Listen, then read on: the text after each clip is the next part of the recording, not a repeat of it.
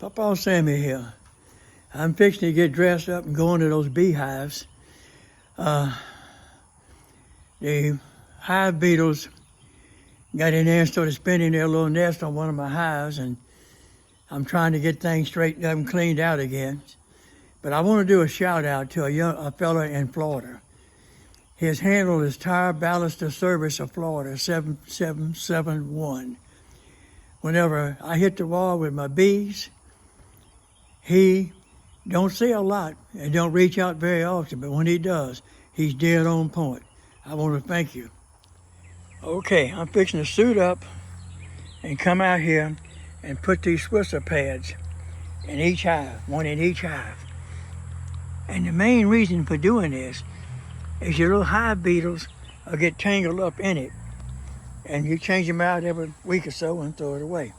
Now here's the thing. Notice the grass is dead. I try to keep this grass dead here and treat it with Red X as per my tire buddy in Florida.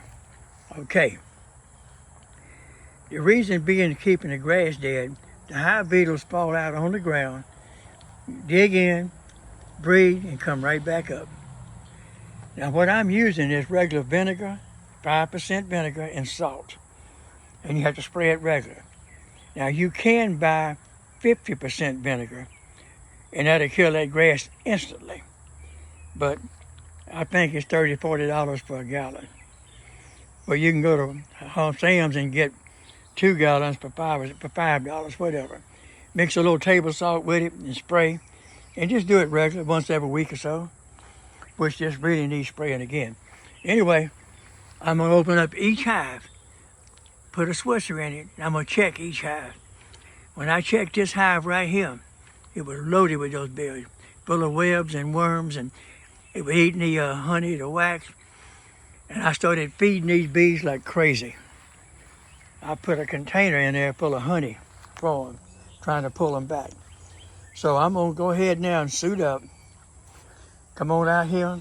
And the reason I don't show it while I'm doing it is there's no way I can work under this little shade cloth and get underneath there and film and do this and get the job done.